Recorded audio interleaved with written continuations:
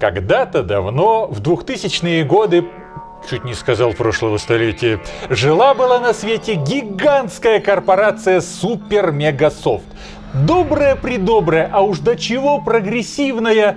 Тысячи пытливых умов человечества трудились себе спокойно на благо науки. Впрочем, у меня по преднамеренно чистой случайности припасена одна небольшая кассета с тех времен. Сейчас мы добавим в наше повествование немного интерактивности.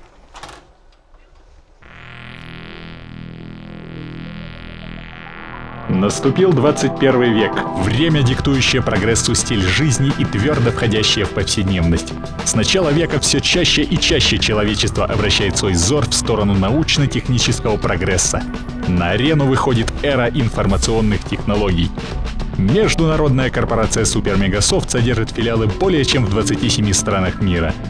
Мы предлагаем полный спектр программного обеспечения от операционных систем для домашних ПК до средств по управлению фабриками и заводами.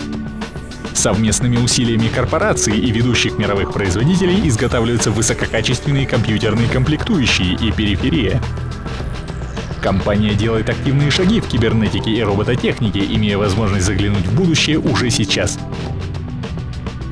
Диапазон разработок и исследований обширен от микрочипов до автономных космических модулей.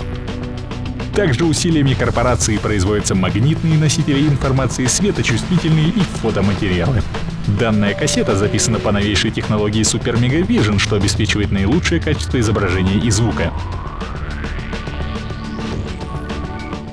За более подробной информацией по текущим разработкам и вакансиям в вашем регионе вы можете обратиться на наш сайт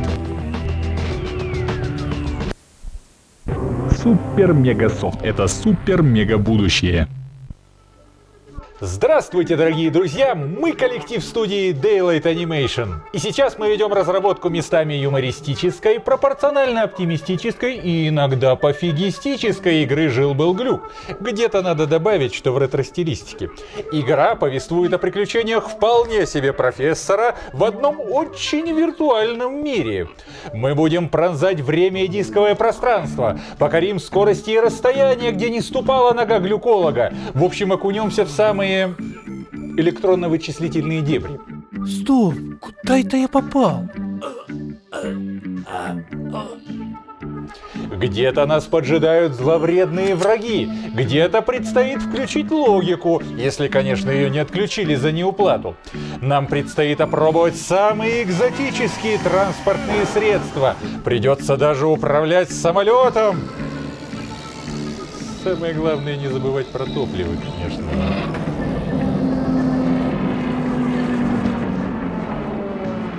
Какой же у игры жанр, спросит зритель? Это интерактивное кино? Не совсем. Это квест? Не совсем. Может быть, экшен? Опять-таки не угадали. Нам интересно взять от каждого жанра по чуть-чуть и получить что-нибудь необычное.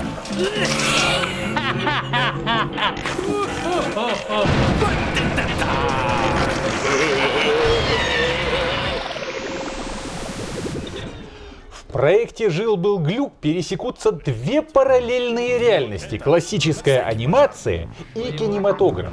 Всех обитателей мира реального будут играть обычные люди, вроде нас с вами. А вот обитателей мира виртуального уже будут играть талантливые художники-мультипликаторы. Мы создаем персонажей в исключительно традиционной манере. Все начинается с раскадровок и аниматиков на бумаге и простого карандаша.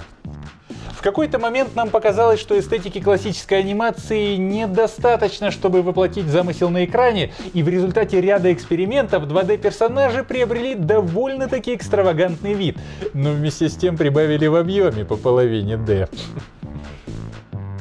Начнется все с обычного рабочего дня профессора. А чем же занимается профессор, спросите вы? Ну, конечно же, проводит эксперименты. Нам предстоит уникальная возможность исследовать в режиме от первого лица более 20 уровней, снятых в интерьере. И, конечно же, познакомиться с коллегами по цейтноту. Что вам надо? Что опять доступ, что ли? Конец рабочего дня! Я уже все отключил! Положил. В смысле, сисадмину телефоны. Отдельного упоминания заслуживает музыка, она полностью интерактивна. Наш профессор очень любит свободное от работы время поигрывать на губной гармошке, и игровой процесс совсем ему не помеха.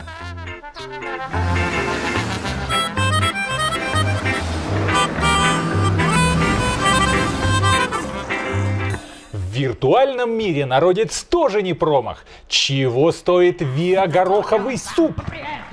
Это вокально-инструментальный ансамбль для тех, кто не помнит.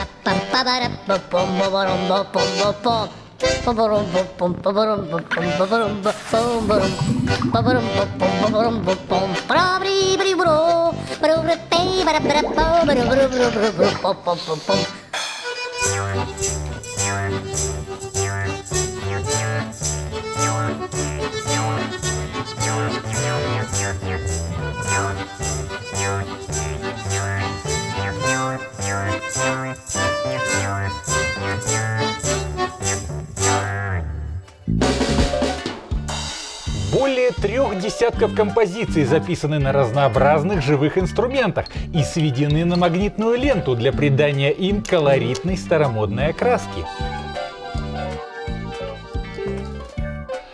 Также хочу упомянуть, что для игры написан собственный движок Main Engine, который включает в себя управление диалогами персонажей, перемещением персонажей по экрану, музыкой и многим другим.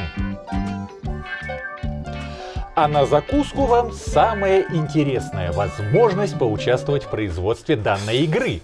Особо хочу отметить, что в данный момент проект финансируется на собственные средства, поэтому для завершения его требуется вливание дополнительных средств.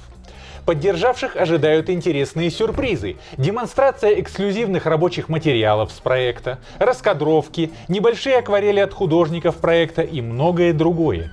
Более подробная информация, а также способы связаться с нами указаны ниже и далее на странице. Также мы открыты к сотрудничеству с талантливыми художниками, музыкантами и просто творческими людьми. Ну а в завершении, друзья, я хочу пожелать вам всем успехов, творческих свершений, от всей души всех благ.